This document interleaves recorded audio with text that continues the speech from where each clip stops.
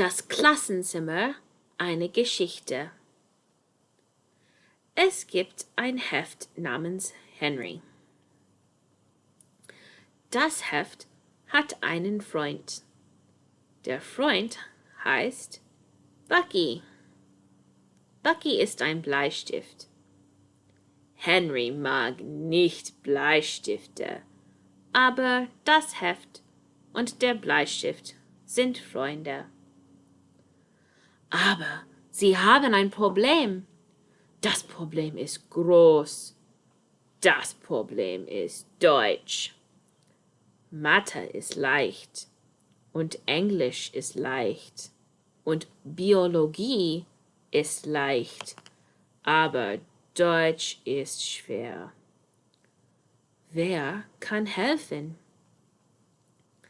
Henry das Heft sagt, Deutsch ist schwer. Bucky der Bleistift sagt, wo ist Ursula? Sie ist eine Uhr. Sie kann helfen. Sie hat Zeit.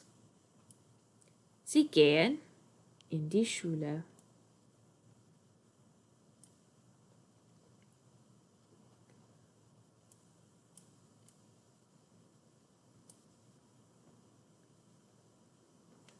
Henry sieht den Lehrer.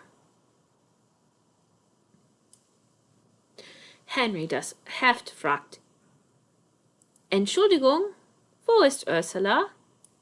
Der Lehrer antwortet, ich weiß nicht. Das Heft und der Bleistift gehen in das Klassenzimmer.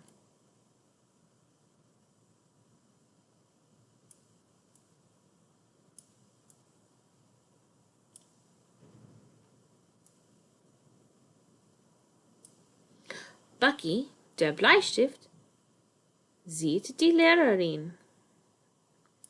Bucky fragt, Entschuldigung, wo ist Ursula?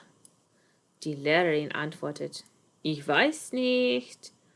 Das Heft und der Bleistift gehen in den Park.